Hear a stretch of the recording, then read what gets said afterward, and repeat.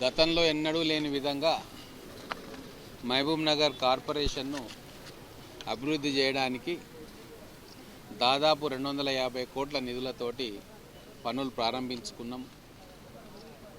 అందులో భాగంగానే మొత్తం పట్టణంలో 25 స్థలాలలో ఎంపిక చేసిన స్థలాలలో బస్ షెల్టర్ నిర్మాణాన్ని ప్రారంభం చేసుకున్నాం. దీంట్లో ఓపెనింగ్ ఈరోజు కొన్ని బస్ షెల్టర్లను ఓపెన్ చేసుకుంటా ఉన్నాం. రాబోయే రోజుల్లో ఆర్టీసీకి సంబంధించిన ఎలక్ట్రిక్ బస్సులను కూడా కార్పొరేషన్లో ప్రవేశపెట్టి జడ్చర్ల మహబూబ్ నగర్, భూత్పూర్ మహబూబ్ నగర్ దగ్గర ప్రాంతాలను కనెక్షన్ చేయాలని చెప్పి ప్రభుత్వం ఆలోచిస్తూ ఉంది. కార్పొరేషన్ను అన్ని రంగాలలో ముందుకు తీసుకుపోవాలి. సీసీ రోడ్లు, డ్రైనేజు, హైమాస్ట్ లైట్లు, ఆడిటోరియంస్, కమ్యూనిటీ హాల్స్, ఇట్లా ప్రజలకు అవసరమైన ప్రతి ఒక్కటి కూడా కంప్లీట్ చేయాలన్న భావనతో ఉన్నాం. అలాగే నగరంలో 20 పార్కులను ఐడెంటిఫై చేసి వాటిని కూడా డెవలప్ చేస్తూ ఉన్నాం. ఆల్రెడీ 2 పార్కులను ఓపెనింగ్ కూడా చేయడం జరిగింది. మిగతా 18 పార్కుల నిర్మాణం జరుగుతూ ఉంది. మొత్తం తెలంగాణ రాష్ట్రంలోకెల్లా అత్యధికంగా అభివృద్ధి చెందుతున్న నగరం ఏది అంటే ఈరోజు మహబూబ్ నగర్ కార్పొరేషన్ అని చెప్పుకోవచ్చు.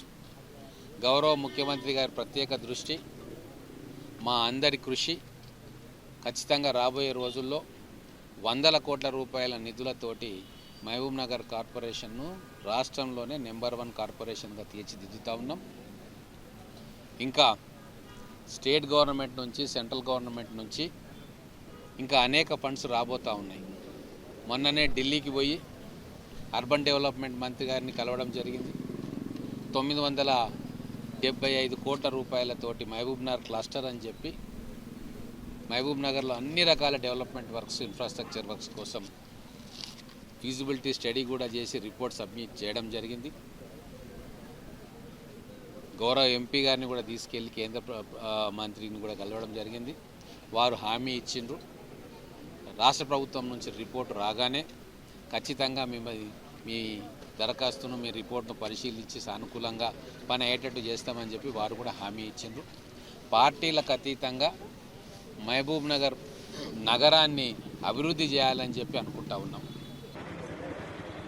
నా పేరు కుమార్ సింగ్ మధుర, కాంగ్రెస్ పార్టీ 3వ వార్డు ఇన్ఛార్జ్.